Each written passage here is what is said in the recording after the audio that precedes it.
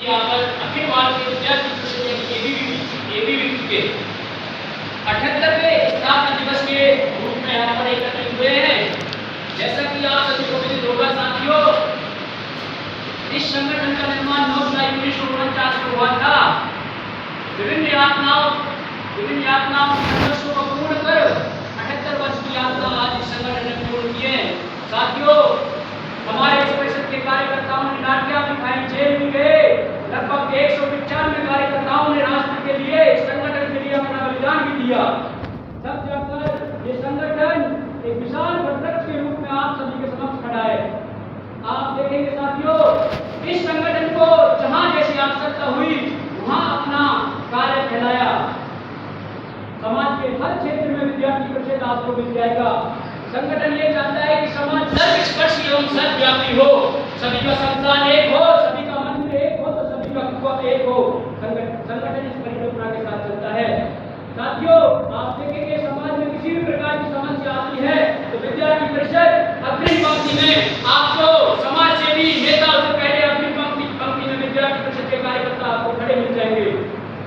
आप साथियों विद्यार्थी परिषद को देखेंगे, स्टूडेंट की किसी भी प्रकार की समस्या हो तो विद्यार्थी परिषद का कार्यकर्ता, विद्यार्थी परिषद अग्रिम पंक्ति में उस समस्या के लिए, उस विद्यार्थी की समस्या के लिए लड़ता आपको मिलेगा। साथियों, विद्यार्थी परिषद का उद्देश्य राष्ट्र का, आप देखेंगे साथियों, ये वो भूमि रही है, ये वो धरा रही है जिस पर सदियों से आक्रांताओं ने आक्रमण किया।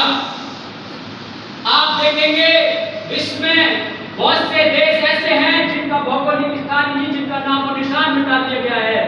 मिस्र, रोम, यूनान जैसे देश देखोगे आप, उनका नाम और निशान मिट गया।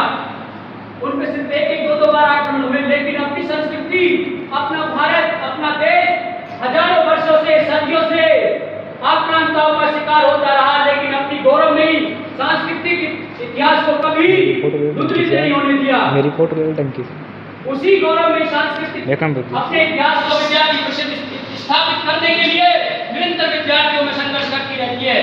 साथियों, आप देखेंगे महाराणा प्रताप, छत्रपति शिवाजी महाराज का त्याग, पन्नाधाय का त्याग, दधीची का बलिदान, इसी प्रकार आप देखेंगे सिखों का सबसे बड़ा इस देश के लिए बलिदान।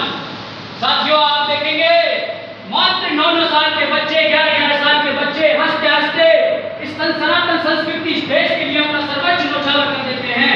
साथियों, आप उसी क्रम में देखेंगे वीर हकीकत राय हंसते हंसते इस राष्ट्र के लिए अपना सर्वोच्च न्यौछावर कर देता है, फांसी के फंदे को चूम देता है। उसी प्रकार आप उसी क्रम में देखेंगे भगत सिंह, राजगुरु, सुखदेव अनेक क्रांतिकारी हुए जिन्होंने इस राष्ट्र को अपना सर्वोच्च बलिदान कर दिया, सर्वोच्च न्यौछावर कर दिया। उन्होंने अपने निजी स्वार्थ को नहीं देखा, लेकिन राष्ट्र को सर्वप्रथम देखा। उसी उद्देश्य से, उसी भाव से विद्यार्थी परिषद